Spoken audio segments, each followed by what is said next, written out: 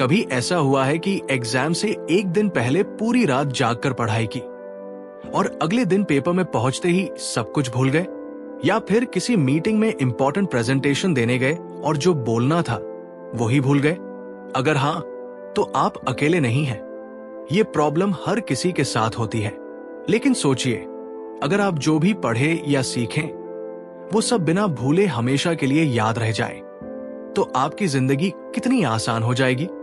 Memory एक muscle की तरह है, जितना ज्यादा ट्रेन करोगे उतनी ज्यादा स्ट्रांग होगी। लेकिन सवाल यह है, दिमाग को ट्रेन कैसे करें? सबसे पहले समझते हैं कि याददाश्त कमजोर क्यों होती है। न्यूरोसाइंस के मुताबिक हमारा दिमाग हर सेकंड में हजारों चीजें प्रोसेस करता है। प्रॉब्लम यह है कि ये सारी इंफॉर्मेशन फिल्टर होकर सिर्फ वो चीजें सेव होती हैं जो हमारे लिए इंपॉर्टेंट लगती है। यानी दिमाग खुद ही डिसाइड करता है कि कौन सी जानकारी संभाल कर रखनी है और कौन सी डिलीट करनी है। मतलब सिंपल है, अगर हम अपने दिमाग को ये सिग्नल दे दें कि जो हम पढ़ रहे हैं या सीख रहे हैं वो बहुत इंपॉर्टेंट है, तो दिमाग उसे ऑटोमेटिकली स्टोर करेगा। एक पावरफुल तरीका है विजुअलाइजेशन। जब आप किसी कॉन्सेप्ट को पढ़ते हैं, उसे अपनी इमेजिनेशन में एक कहानी की तरह देखने की कोशिश कीजिए। एग्जाम्पल के लिए, अगर आप हिस्ट्री पढ़ रहे हैं और 1947 में भारत आजाद हुआ याद रखना है, तो इमेजिन कीजिए कि आप लाल किले पर खड़े हैं, नेहरू जी तिरंगा फहरा रहे हैं और लोग आजादी का जश्न मना रहे हैं। जितना विविड और इमोशनल विजुअलाइजेशन होगा, उतना ही आपका दिमाग उस इंफॉर्मेशन को स्टोर करेगा।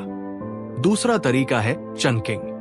हमारा दिमाग एक बार में लिमिटेड इंफॉर्मेशन ही प्रोसेस कर सकता है। अगर आपको यूरोप के 20 देश याद रखने हैं, तो उन्हें 4 से 5 छोटे ग्रुप्स में बांट लीजिए, जैसे southern Europe, Italy, Spain, Greece, western Europe, France, Germany, Netherlands और ऐसे ही। इससे दिमाग को छोटे छोटे पार्ट्स याद रखने में आसानी होगी। तीसरा तरीका है स्पेस्ड रेपिटेशन।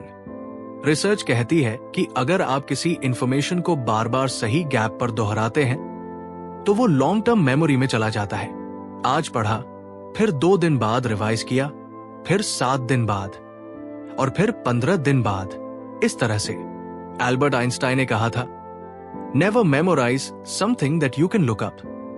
इसका मतलब यह नहीं कि याददाश्त का कोई फायदा नहीं। इसका असली मतलब है कि वो चीजें याद रखो जो सच में आपकी ग्रोथ में काम आए।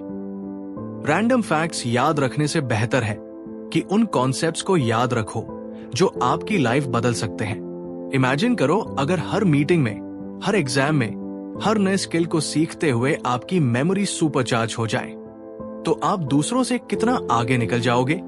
याददाश्त सिर्फ याद रखने के लिए नहीं, बल्कि लाइफ को नेक्स्ट लेवल पर ले जाने के लिए भी जरूरी है। अब सवाल यह है, आज से अपनी मेमोरी बूस्ट करने का पहला कदम क्या होगा?